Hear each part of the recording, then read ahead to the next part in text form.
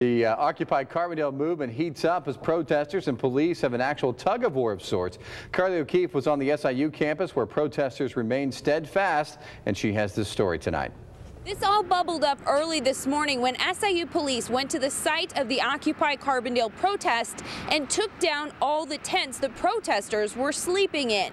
Throughout the day, as rain and cold persisted, the protesters' attempts to stay dry were repeatedly rebuffed by campus police. We had about 20 tents set up. Now look, zero. Not quite zero. SIU police say the group still had one tent left to take down. They put up the tarp for another type of shelter that was unauthorized. We asked them to take it down, they didn't. When the group refused, but the protesters grabbed hold of the tarps and held tight to their beliefs. What law are we breaking? We have the right to know. With every tear, the tarp grows smaller, but the group's resolve grows stronger. I'm freezing. I've been up since 5:30 out in the cold and in the rain, and they keep taking our stuff away. And it's getting, everybody sees. It feels really hopeless at this point, but I'm continuing to fight because I believe in what we're doing. University officials say what's at odds here is not the message of the group or the protest itself, but rather a campus policy. The Occupy Carbondale folks are welcome to protest and demonstrate as much as they want, 24 hours a day, 7 days a week. However, no one is permitted to camp out on campus. We've asked them to take the tarp down because it's unlawful for them to have it up there. It's not a structure that's designed for that. Even the mere fact that they're climbing all over it is a safety issue. And then 5 minutes later, they are doing it again.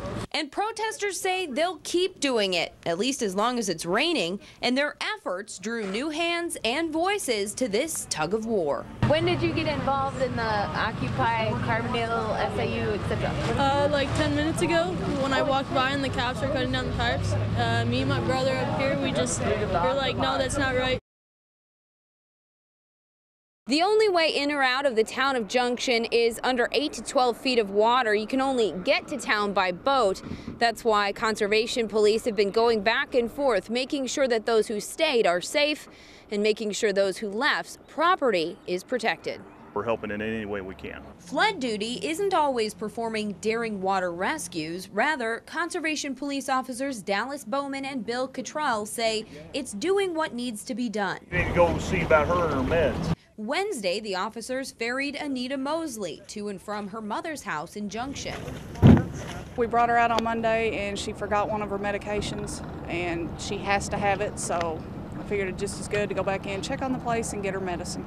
After dropping Mosley off on dry land, Cottrell and Bowman go back to check on a man who decided to stay in town. Tom Brown's home sits on what's become an island surrounded by floodwater. I didn't realize that I was going to be marooned on this island, but I'm comfortable. Brown says just he and another couple have decided to wait out the water. In the meantime, while marooned, as if he hadn't seen enough water, he built a pool for his granddaughter. If that's not the craziest thing that anyone has ever seen, one of my projects. While perhaps lonely on his island, Brown says he knows he got pretty lucky in this flood. I feel so sorry for the people that to our left and right that have lost practically everything.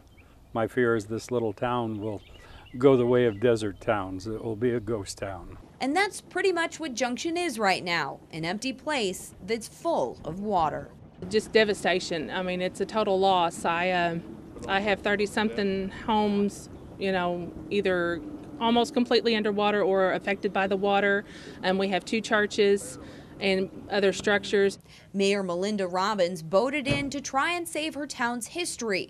She directed Conservation Officer John Williamson where to go as he waded through waist-high water to fish out old ordinance books, records, and other items the village holds dear. All things the mayor says she never thought water would touch. We were prepared for maybe 97, maybe a foot above what we had in 97, but not 4 to 5 foot above what we had in 97. It's just a total devastation. In Gallatin County, Carly O'Keefe, Heartland News.